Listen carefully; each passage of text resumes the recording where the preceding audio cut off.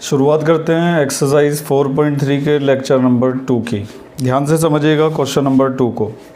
लिखा हुआ है कि find the roots of quadratic equations given in question number 1 above by applying the quadratic formula. Question number 1 में जो क्वाड्रेटिक इक्वेशन दी गई थी उनके रूट्स निकालने हैं, और वो भी क्या करके, क्वाड्रेटिक फार्मूला अप्लाई करके।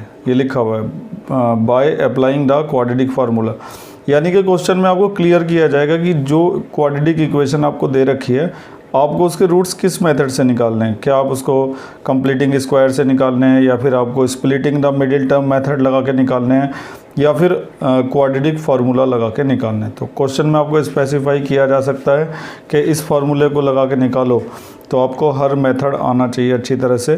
फ़िलहाल हमारे पास क्वाड्रेटिक इक्वेशन को सॉल्व करने के 3 मेथड आ चुके हैं। सबसे पहला था splitting the middle term method, उसके बाद था कंप्लीटिंग स्क्वायर मेथड, और नंबर 3 पर आ रहा है क्वाड्रेटिक फार्मूला। तो ये क्वाड्रेटिक फार्मूला क्या होता है, सबसे पहले इसको साइड में समझ लेते हैं। तो मान लो कि इस तरह से हमारी एक क्वाड्रेटिक इक्वेशन है ax² + bx + c = 0। ये क्वाड्रेटिक इक्वेशन की स्टैंडर्ड फॉर्म होती है। तो अगर हम इसमें क्वाड्रेटिक फार्मूला लगाकर इसके रूट्स निकालना चाहते हैं तो हम ये फार्मूला इस्तेमाल करते हैं, x = -b ± √b² - 4ac / 2a। तो यहाँ पर 3 चीज़ों का इस्तेमाल हुआ है, a, b और c। a होता है x² का कोफिशिएंट, b होता है x का कोफिशिएंट, और c होती है कांस्टेंट टर्म। इसे श्रीधराचार्य फार्मूला भी कहा जाता है। पुराने समय में एक भारत के गणितज्ञ हुए थे जिनका नाम श्रीधराचार्य था, उन्हीं के नाम पर इसको रखा गया। श्रीधराचार्य सूत्र बोलते हैं हिंदी में, इंग्लिश में इसको क्वाड्रेटिक फार्मूला कहा जाता है। तो इस क्वाड्रेटिक फार्मूले की मदद से किसी भी तरह की क्वाड्रेटिक इक्वेशन को आसानी से सॉल्व किया जा सकता है। शुरुआत में देखने में ये फार्मूला लगता है कि थोड़ा भारी भरकम सा है, लेकिन जैसे जैसे इसकी प्रैक्टिस होती चली जाती है वैसे वैसे ये काफ़ी इजी होता चला जाता है। तो यहाँ पे इस्तेमाल होने वाली चीज़ें जो हैं a, b, c, वो मैंने आपको समझा दिए। a होता है x² का कोफिशिएंट, b होता है x का कोफिशिएंट, और c होती है कांस्टेंट टर्म। तो कोई भी क्वाड्रेटिक इक्वेशन जब आपको दी जाएगी तो सबसे पहला काम होगा आपका a, b और c को फाइंड करना। जब आपको a, b, c मिल जाएंगे उसके बाद आप क्वाड्रेटिक फार्मूला अप्लाई कर दीजिएगा। देखिएगा इस इक्वेशन को हम किस तरह से सॉल्व करते हैं। तो सबसे पहले हम दी गई इक्वेशन में से a, b, c निकालते हैं। a की वैल्यू है 2, b की वैल्यू है -7, क्योंकि x का जो कोफिशिएंट होता है उसी को b कहते हैं, और c जो है वो क्या है, +3। a, b, c निकलने के बाद अब हम लगाते हैं क्वाड्रेटिक फार्मूला बड़े आराम से। x = -b ± √b² - 4ac / 2a।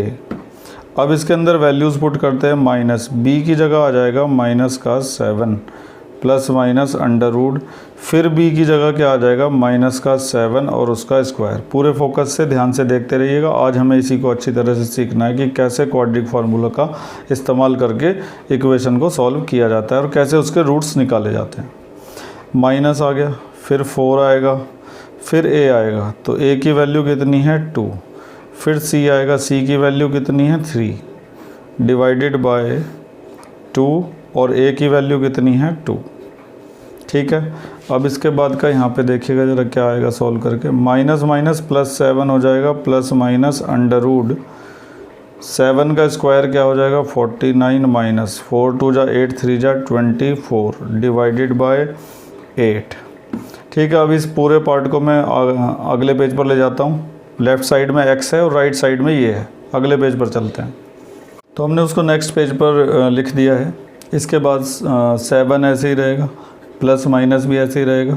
49 में से 24 गया तो क्या बचेगा 25 डिवाइडेड बाय 8। 7 प्लस माइनस 25 का अंडर रूट क्या होता है 5 डिवाइडेड बाय 8, और इधर लेफ्ट में चल रहा है x। अब इसके बाद आपको सवाल को 2 पार्ट में डिवाइड करना पड़ेगा, एक बार टेकिंग पॉजिटिव साइन और एक बार टेकिंग नेगेटिव साइन। तो सबसे पहले टेकिंग पॉजिटिव साइन, तो पॉजिटिव साइन लेंगे तो x = आएगा 7 + 5/8। 7 और 5 कितना हुआ 12/8। यहाँ पे गड़बड़ चल रही है पिछले पेज से कि 2 2 जा ना, यहाँ पे 4 होना था। आप में से बहुतों को ये दिख भी गया होगा, तो 4 चलेगा, मतलब यहाँ पे सब जगह ना 4 लिखना पड़ेगा मुझे। तो जितने भी 8 थे सबको 4 में कन्वर्ट करने के बाद अब 4 से 3 टाइम कैंसिल हो जाएगा, तो x की एक वैल्यू हमें मिल जाएगी 3। इसके बाद हम लेंगे नेगेटिव साइन, लिखेंगे टेकिंग नेगेटिव साइन। तो जब नेगेटिव साइन लिया जाएगा तो x इजिकल टू आ जाएगा 7 - 5 अपॉन 4। 7 में से 5 गया तो कितना बचा, 2 अपॉन 4, और ये हो जाएगा 1/2। ये आ गई x की दूसरी वैल्यू। एंड में लिखेंगे therefore the roots are, roots of given quadratic equation are. तो पहला जो रूट हमने निकाला था वो 3 था, और दूसरा रूट क्या निकल कर आया, 1/2। तो पहला सवाल हमने किया यूजिंग क्वाड्रेटिक फार्मूला। एक बार फिर से देखिए पूरे सवाल को। तो सबसे पहले जो भी हमें इक्वेशन दी जाएगी उसमें से हम a, b और c फाइंड करेंगे। तो इस तरह से हमने कर लिए। उसके बाद हम क्वाड्रेटिक फार्मूला लगा देंगे। इसको याद करना होगा सबसे पहले, -b + -√b² - 4ac upon 2a। फिर इसके अंदर जो a, b, c थे उनकी वैल्यू सबकी पुट कर दी। फिर इसके बाद बस सिंपल कैलकुलेशन चलती रही, सॉल्व करते करते हम यहाँ पहुँच जाएंगे जब। उसके बाद हम एक बार पॉजिटिव साइन लेंगे और एक बार नेगेटिव साइन लेंगे, और इजीली हम रूट्स निकाल देंगे। हमेशा जब भी क्वाड्रेटिक इक्वेशन सॉल्व होगी तो 2 रूट ही आएंगे, 2 से कम कभी नहीं आएंगे। आगे बढ़ते हैं। अब इसके बाद ये थर्ड पार्ट है, बाकी बचे हुए पार्ट्स आप खुद करेंगे। थर्ड पार्ट में भी हम सबसे पहले ए बी सी फाइंड करते हैं। तो a होता है x² का कोफिशिएंट, b होता है x का कोफिशिएंट। तो x के साथ जितना भी मल्टीप्लाई में होता है वो सारा b होता है। तो x के साथ यहाँ पर 4√3 है। a हो गया, b हो गया, अब बारी आती है c की। c कितना है, 3। a b c निकलने के बाद अब हम क्वाड्रेटिक फार्मूला लगा देंगे। x इजिकल टू माइनस का b plus minus √b² - 4ac upon 2a। अब इसके अंदर वैल्यूज़ पुट करेंगे। माइनस b की जगह को पर आ जाएगा 4√3 प्लस माइनस अंडर, फिर b आया तो b की जगह पर आएगा 4√3 और उसका स्क्वायर 4। फिर a आएगा, a की जगह 4 आ जाएगा, और c की जगह आएगा 3। सबको रखने के बाद नीचे 2 और a की जगह क्या आ जाएगा, 4। सारी वैल्यूज़ पुट कर दी हैं। अब सिंपल कैलकुलेशन चलेगी। माइनस का 4√3 ऐसे ही, प्लस माइनस अंडर, 4 का स्क्वायर होता है 16 और √3 का जो स्क्वायर होता है वो 3 होता है। तो इसको सॉल्व करके ये आ जाएगा 4 4 जा 16 और 16 3 जा 48 डिवाइडेड बाय 2 4 जा 8। इस बार तो 8 ही आएगा, पिछली बार मैंने गलती कर दी थी, यहाँ पे 8 लिख दिया था जबकि 4 आना था। ठीक है, अब आगे बढ़ते हैं। इसके बाद क्या होगा कि माइनस का 4√3 ऐसे ही रहेगा, प्लस माइनस √16 3 जा 48 - 48 डिवाइडेड बाय 8।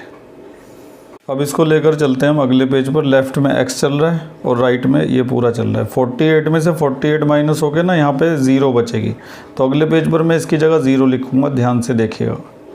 तो मैंने उसकी जगह 0 लिख दिया है। इसके बाद माइनस का 4√3 अपॉन 8 बचेगा, 4 1 जा और 4 2 जा। तो माइनस का √3 अपॉन 2 x की एक वैल्यू आ गई। अब क्या होगा कि बहुत से लोगों को लगेगा कि यहाँ तो x की एक ही वैल्यू निकली है, लेकिन अभी मैंने बताया था कि क्वाड्रेटिक इक्वेशन से हमेशा 2 वैल्यू निकलती हैं। तो जब भी आपको x की एक वैल्यू मिले तो समझ जाइएगा कि दोनों रूट्स सेम हैं। Therefore the roots of given quadratic equation are, पहला रूट माइनस का √3/2 होगा और दूसरा रूट भी माइनस का √3/2 ही होगा। दोनों रूट सेम होंगे। मैंने आपको ये भी बता रखा है कि जो रूट्स आपने निकाले इनको चेक करने का क्या तरीका होता है। इनको दी गई क्वाड्रेटिक इक्वेशन में पुट कर दिया जाता है। तो जब हम x की जगह उन वैल्यूज़ को रखेंगे, किसी भी एक वैल्यू को उनमें से रखेंगे, तो ये पूरी इक्वेशन क्या बन जानी चाहिए, 0 बन जानी चाहिए। तो उससे हम चेक भी कर सकते हैं। तो इस तरह से हमने दूसरा सवाल देखा है क्वाड्रेटिक फार्मूले से कैसे सॉल्व किया जाता है। आज हमें और भी बहुत सारे सवाल देखने हैं और कुछ एक्स्ट्रा क्वेश्चंस भी करेंगे। आगे बढ़ते हैं। इसके बाद हमारे सामने क्वेश्चन नंबर 3 आ चुका है। तो क्वेश्चन 3 में लिखा है find the roots of the following quadratic equation, following equations लिखा है। तो वैसे तो जब इसको सॉल्व करेंगे क्वाड्रेटिक इक्वेशन ही बनेगी, लेकिन इस बार इन्होंने ये स्पेसिफाई नहीं करा कि कौन से मेथड से निकालना है, स्प्लिटिंग द मिडिल टर्म लगाना है, कंप्लीटिंग स्क्वायर लगाना है या फिर क्वाड्रेटिक फार्मूला लगाना है, ये स्पेसिफाई नहीं किया। तो अभी मैं आपको क्वाड्रेटिक फार्मूले से ही इसको सॉल्व करके दिखाऊंगा। तो पहले जो हमें इक्वेशन दी जाती है इस तरह की, उसको हम सिंप्लीफाई करते हैं। तो इसको सिंप्लीफाई करने के लिए हम क्या करेंगे, x को एलसीएम ले लेंगे। तो x को जब एलसीएम लिया जाएगा इस तरह से इज इक्वल टू 3, x जो है ना इस वाले x में जाके मल्टीप्लाई हो जाएगा, x स्क्वायर बन जाएगा और साथ में है माइनस का 1, फिर ये x 3 में जाके मल्टीप्लाई हो जाएगा तो x square minus 1 is equal to 3x। फिर इस 3x को इधर ले आएंगे, x स्क्वायर माइनस 3x और 1 यहाँ पर पहले से है इक्वल टू उधर रह जाएगी 0। अभी एक अच्छी खासी क्वाड्रेटिक इक्वेशन बन चुकी है। आप इसमें कोई भी मेथड लगा के सॉल्व कर सकते हैं। आप इसमें क्वाड्रेटिक फार्मूला अगर लगाएंगे तो आपको ए बी सी निकालना पड़ेगा। ए देखो क्या है, एक्स स्क्वायर के साथ जब कुछ नहीं होता तो 1 होता है। एक्स स्क्वायर के कोफिशिएंट को ए कहते हैं और ए इस समय 1 है। और बी कितना है, माइनस का 3 और सी कितना है, माइनस का 1। ए बी सी निकल चुके हैं। अब हम लगाते हैं quadratic formula, x is equal to minus का b plus minus under root b square minus 4ac upon 2a। अब इसके अंदर वैल्यूज़ पुट करते हैं। तो x is equal to minus B की जगह पर क्या पुट किया जाएगा, माइनस का 3 plus minus under root B की जगह माइनस का 3 माइनस 4, a की जगह पर 1 और c की जगह पर माइनस का 1 डिवाइडेड बाय 2 और फिर a की जगह पर क्या आ जाएगा 1। सारी वैल्यू पुट कर दी। अब आराम से सॉल्व करते हैं। Minus minus plus 3 plus minus under root minus 3 का square 9 minus minus plus 4 divided by 2। 3 ऐसे ही रहेगा प्लस माइनस 9 और 4 कितना हुआ 13 अपॉन 2। अब इसके बाद क्या होगा ना, एक बार यहाँ पे प्लस का साइन लेंगे और एक बार माइनस का साइन लेंगे तो x की 2 वैल्यूज़ आएंगी। एक वैल्यू तो आएगी जब प्लस का साइन लेंगे तो 3 प्लस अंडर रूट 13 अपॉन 2 और जब माइनस का साइन लेंगे तो 3 माइनस अंडर रूट 13 अपॉन 2। और इसको आगे सॉल्व किया नहीं जा सकता क्योंकि ये अनलाइक टर्म है, ये रूट वाला है, ये बिना रूट वाला है, तो सॉल्व हो नहीं सकते ये आगे। फ़िलहाल इसको यहीं पे छोड़ना पड़ेगा। तो इस तरह से ये जो इक्वेशन हमने दी थी, सबसे पहले हमने इसको सिंप्लीफाई करा। सिंप्लीफाई करके ये क्वाड्रेटिक इक्वेशन की फॉर्म में बदल गई। अब हम किसी भी मेथड से इसको सॉल्व कर सकते थे, तो हमने चूज़ किया क्वाड्रेटिक फार्मूला को। उसके लिए ABC निकाले, वैल्यू पुट करी और आसानी से निकाल दिया।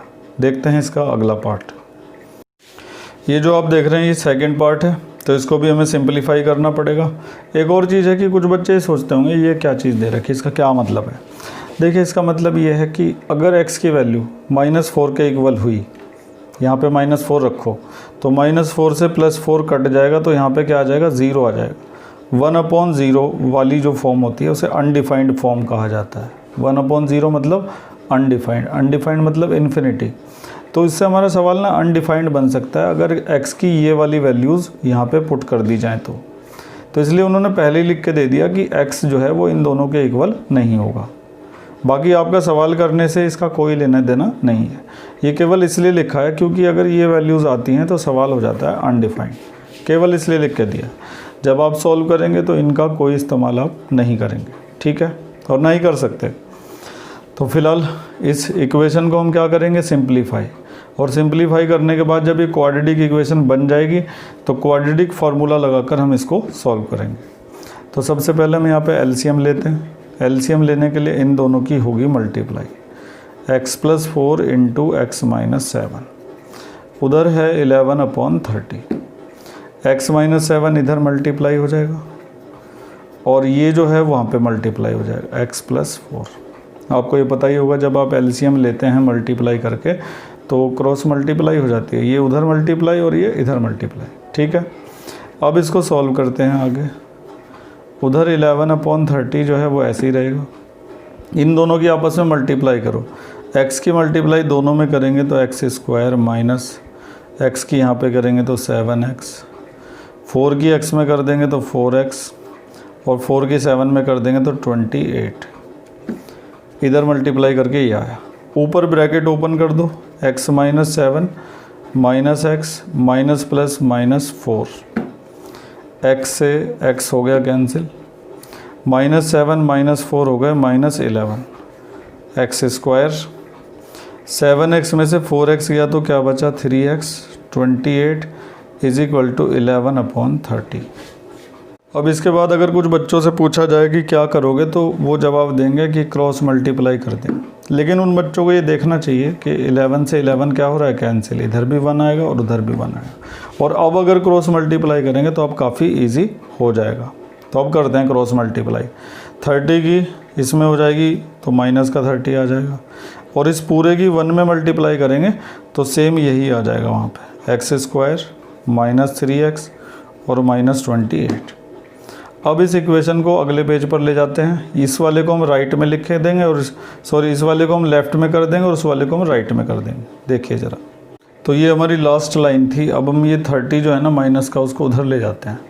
तो x square minus 3x minus 28 और प्लस 30, तो 0 is equal to X square minus 3x, 30 में से 28 गया तो क्या बचा 2 बचा। ठीक है, अब हम इसको इस तरह से भी लिख सकते हैं, X square minus 3x plus 2 is equal to 0। अब क्वाड्रेटिक इक्वेशन तो मैंने बना दी है और सॉल्व करने का काम आपका है। a की वैल्यू कितनी है 1, b की वैल्यू कितनी है -3 और c की वैल्यू कितनी है 2। इसके आगे क्वाड्रेटिक फार्मूला लगा के आप इसको सॉल्व कर लीजिएगा। वैसे आप कोई भी फार्मूला लगा सकते हैं और एंड में जो आपके आंसर आएंगे वो मैं लिख देता हूँ। x की वैल्यू 2 आएगी और एक वैल्यू x की 1 आएगी इसको सॉल्व करने के बाद। तो उम्मीद है कि आप इस सवाल को अच्छी तरह से समझ गए होंगे।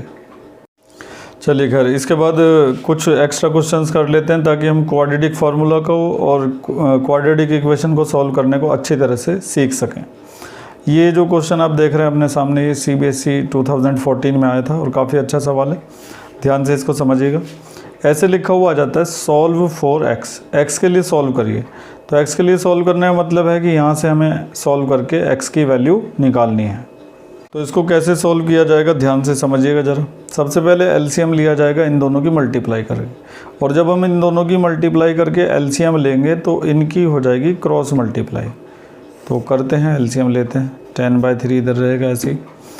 इन दोनों की मल्टीप्लाई कर लो, x minus 5 into x minus 7। ठीक है, और इसके बारे में मैंने तुम्हें पिछले सवाल में समझा ही दिया था कि ये क्यों लिखा रहता है। x माइनस 7 की मल्टीप्लाई हो जाएगी x माइनस 4 में, और x माइनस 5 की मल्टीप्लाई हो जाएगी x माइनस 6 में।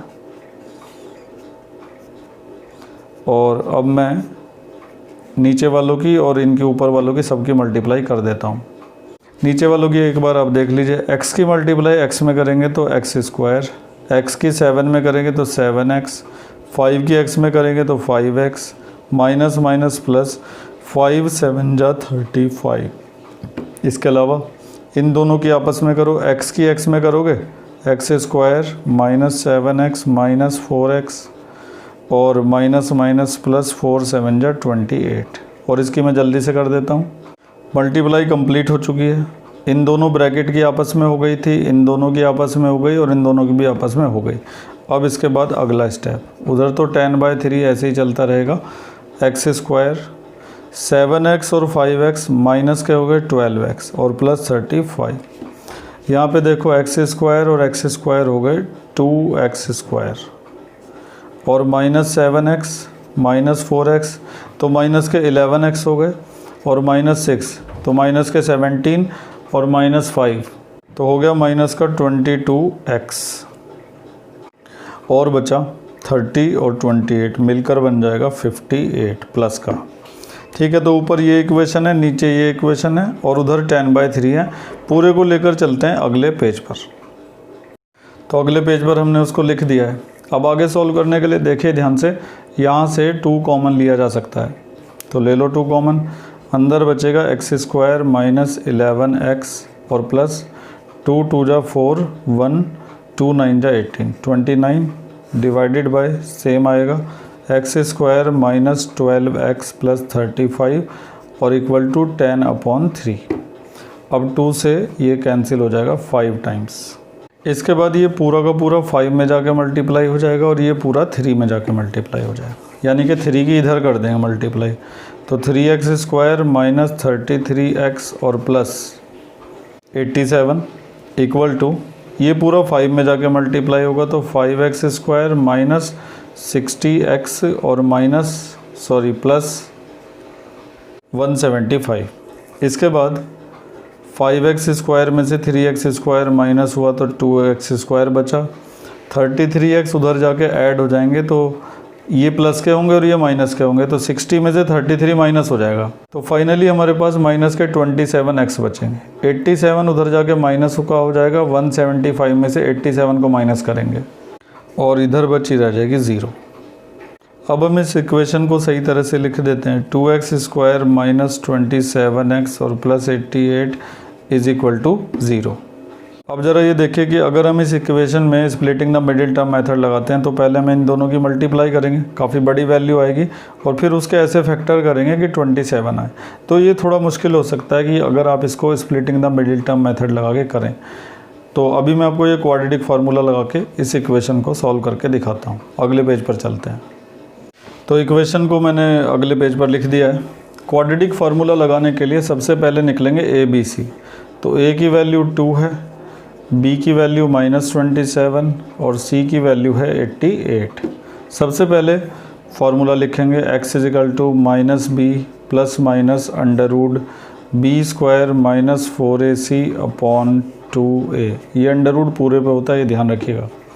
वैल्यूज़ पुट करिए। माइनस b की जगह आएगा माइनस का 27 प्लस माइनस अंडर रूट, फिर b की जगह माइनस का 27 और उसका स्क्वायर 4। a की जगह पर क्या आएगा 2 और c की जगह पर आएगा 88 डिवाइडेड बाय 2 और फिर a की जगह पर क्या आएगा 2। सॉल्व करते हैं। 2 2 जा कितना हो जाएगा 4, 27 हो जाएगा प्लस का प्लस माइनस अंडर रूट 27 का स्क्वायर कितना होता है 729। बहुतों को याद ही नहीं रहता। 4 2 जा 8 और 8 की 88 में मल्टीप्लाई करेंगे तो आएगा 704। ठीक है, मैं काफ़ी फास्ट कर देता हूँ। इसके बाद 27 प्लस माइनस 729 में से 704 जाएगा तो क्या बचेगा अंडर रूट 25 अपॉन 4। चलते हैं अगले पेज पर। तो ये लास्ट लाइन थी। इसके बाद x = 27 plus minus under root 25 को सॉल्व करेंगे तो क्या आ जाएगा 5 डिवाइडेड बाय 4। अब दो साइन लेने पड़ेंगे एक एक करके। सबसे पहले टेकिंग पॉजिटिव साइन लेंगे तो x = 27 प्लस 5 अपॉन 4। ठीक है, उसके बाद 27 और 5 हो जाएगा 32 अपॉन 4। 4 से कट जाएगा 8 बार, तो x की एक वैल्यू आ जाएगी 8। अब निकालते हैं दूसरी वैल्यू। तो दूसरी वैल्यू के लिए नेगेटिव साइन लेना पड़ेगा। टेकिंग नेगेटिव साइन, तो x = 27 माइनस 5 अपॉन 4। 27 में से 5 गया तो कितना बचा 22 बचेगा और डिवाइडेड बाय 4, फिर 2 से 11 टाइम्स और 2 से 2 टाइम्स, तो 11/2 ये x की दूसरी वैल्यू आ गई। तो ये था हमारा सवाल। सबसे पहले हमने इसको LCM लेके सिंपलीफाई किया। सिंपलीफाई करते करते यहाँ पर पहुँच गए और हमारी एक क्वाड्रेटिक इक्वेशन तैयार हो गई। इसके बाद हम फ्री हैं किसी भी मेथड से इसको सॉल्व करने के लिए, क्योंकि शुरू में कहा नहीं था कि किसी पर्टिकुलर मेथड से सॉल्व करो, तो हमने इसमें क्वाड्रेटिक फार्मूला लगा दिया। वही सबसे बेस्ट होता है क्वाड्रेटिक इक्वेशन को सॉल्व करने के लिए। तो सबसे पहले इक्वेशन से हमने ABC निकाले, फिर फार्मूला लगाया, उसमें वैल्यू पुट करी और फिर ईजीली एक बार प्लस का और एक बार माइनस का साइन लगा के x के दोनों रूट्स हमने निकाल दिए। उम्मीद है कि आप इस बेहतरीन सवाल को समझ गए होंगे। CBSE 2014 में ये सवाल आया था। तो कभी कभी बोर्ड में ऐसे सवाल भी आ जाते हैं जो देखने में इंटरेस्टिंग करने में उतने इंटरेस्टिंग नहीं लगते जितने देखने में लगते हैं। देखिए ये कितना इंटरेस्टिंग सवाल है कि ये क्या बना आ रहा है, शायद इसमें आगे और भी कुछ जोड़ा जा सकता था। तो ऐसे इंटरेस्टिंग सवालों को सॉल्व कैसे करते हैं बिना डरे, ध्यान से देखिएगा।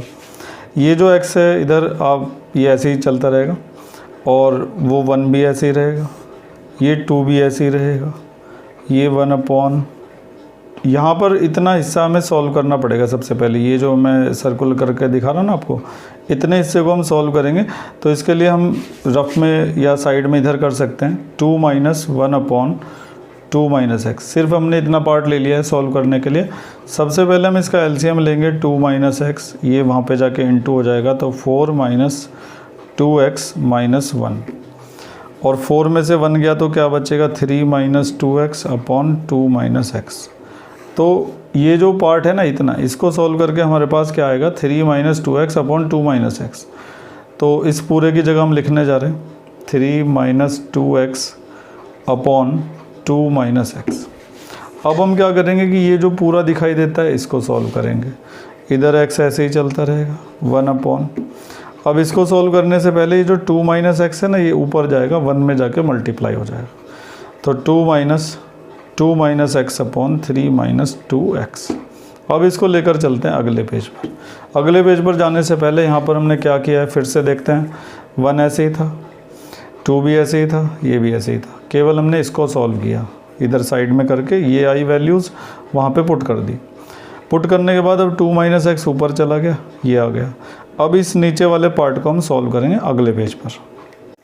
तो ये हमने उसको अगले पेज पर लिख दिया है। तो यहाँ पे हम एलसीएम लेंगे सबसे पहले। ऊपर 1 तो ऐसे ही रहेगा, नीचे एलसीएम ले लिया जाएगा 3 - 2x। इसकी मल्टीप्लाई 2 में करेंगे तो 3 × 2 = 6 - 2 × 2 = 4x, और -2 माइनस माइनस प्लस। एलसीएम लेने के बाद ये साइन चेंज हो जाएगा क्योंकि बाहर क्या है माइनस है, तो ये बन जाएगा प्लस का x। अब ये चला जाएगा ऊपर फिर से, तो 3 - 2x/, नीचे माइनस का 4x में से 1x जाएगा तो माइनस का 3x बचेगा, और 6 में से 2 जाके क्या बचेगा 4 बचेगा प्लस का, और इधर हमारा चल रहा है x। इसके बाद अब हम क्रॉस मल्टीप्लाई कर देंगे। इसकी मल्टीप्लाई यहाँ पे करेंगे तो माइनस का 3x² और प्लस का 4x, और वो जो 3 - 2x है वो रहेगा ऐसे ही। इसके बाद क्या करेंगे कि ये सारा उधर ले जाएंगे, यहाँ 0 रह जाएगी, 3x² वहाँ जाके प्लस का हो गया, 2x वहाँ पे माइनस का था पहले से ही, 4x उधर जाके माइनस का हो गया, और 3 वहाँ पे प्लस का था पहले से ही। इसके बाद 0 इधर ऐसे ही रहेगी, 3x² भी ऐसे ही रहेगा, 4 और 2 6x माइनस का और प्लस का 3।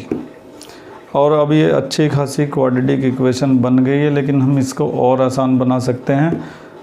इसको अभी मत करने लग जाना सोल्व, अभी यहाँ से 3 कॉमन आ सकता है, तो ले लो कॉमन। अंदर बचेगा x² - 2x + 1 = 0। 3 चला जाएगा 0 में, तो x² - 2x + 1 = 0। अब इस इक्वेशन को चाहो तो स्प्लिटिंग द मिडिल टर्म लगा लो, चाहे क्वाड्रेटिक फार्मूला लगा दो, चाहे कंप्लीटिंग स्क्वायर मेथड लगा लो, तीनों में से कुछ भी लगा के सॉल्व कर लो।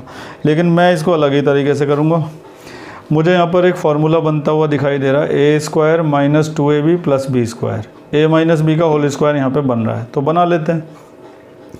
तो ये a² है, ये -2ab है, ये b²। a - b का होल स्क्वायर, ये मुझे दिखाई दिया तो मैंने तो ऐसे कर दिया, ख़त्म हो गई कहानी, कोई मेथड लगाने की ज़रूरत ही नहीं पड़ी। अब इसको 2 बार लिखो, यहाँ से x की 2 वैल्यू आएंगी, एक 1 और दूसरी भी 1। तो ये जो देखने में इंटरेस्टिंग सवाल था, इसको भी हमने बड़ी आसानी से निपटा दिया। तो सवालों से डरने की ज़रूरत नहीं है, उनसे टकराने की ज़रूरत है। तो पहले हमने इस हिस्से को सॉल्व किया, ये आया, फिर ये ऊपर चला गया, फिर हमने यहाँ भी वही किया, एलसीएम लेके ये हुआ, फिर ये फिर ऊपर चला गया, फिर क्रॉस मल्टीप्लाई करके क्वाड्रेटिक इक्वेशन बन गई। फिर जल्दबाजी मत करना फैक्टराइज करने की, पहले कॉमन निकालना ताकि और आसान बन जाए इक्वेशन। उसके बाद अब तुम कोई भी मेथड लगा के सॉल्व कर सकते हो। तो मेरा आज का मकसद ये था कि मैं आपको क्वाड्रेटिक फार्मूला यूज़ करना अच्छी तरह से सिखा सकूं। साथ ही साथ मैंने आपको कुछ इंटरेस्टिंग सवाल भी दिखाए। उम्मीद है कि आज पढ़ाया हुआ सारा आपकी समझ में आ गया होगा। अगर समझ में आ गया है तो लाइक करना बिल्कुल ना भूलें, उसमें कोई कंजूसी मत करिएगा। आपने इतना सब कुछ देखा इतने धैर्य के साथ, उसके लिए धन्यवाद।